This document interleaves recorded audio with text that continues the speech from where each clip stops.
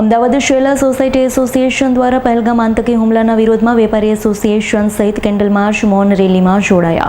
અમદાવાદ શહેરના શેલા society association તથા વેપારી સંગઠનો દ્વારા કાશ્મીરના પહેલગામમાં પ્રવાસીઓ પર થયેલા આતંકવાદી હુમલાના વિરોધમાં કેન્ડલ માર્ચ અને મૌન રેલી નીકાળી હતી.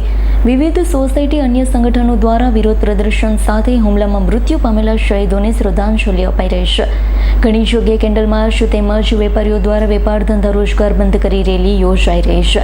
આવી રીતે અમદાવાદ શહેરમાં બોપલ પાસે આવેલા શેલામાં વિવિધ સોસાયટીના રહીશો અને શેલા ગામના આગેવાન નૌશાદ મલિક, રાજેન્દ્રસિંહ ચૌહાણ સહિત વિસ્તારના આગેવાનો દ્વારા કેન્ડલ માર્ચ કાઢી વિરોધ પ્રદર્શન સાથે શેલનાથ મહાદેવ મંદિર ખાતે મહાદેવજીના સાનિધ્યમાં હુમલામાં મૃત્યુ પામેલા શહીદોને શ્રદ્ધાંજલિ અર્પણ કરાઈ હતી.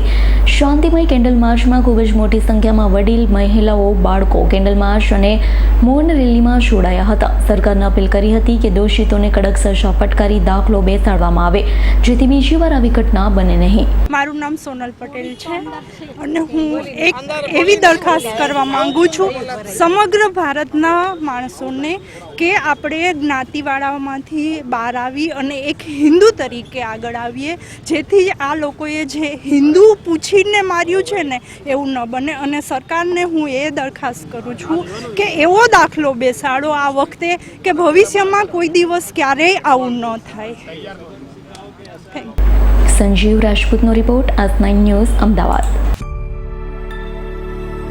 અમારી તમામ માહિતીથી અપડેટ રહેવા માટે જોડાયેલા રહો S9 ન્યૂઝ સાથે.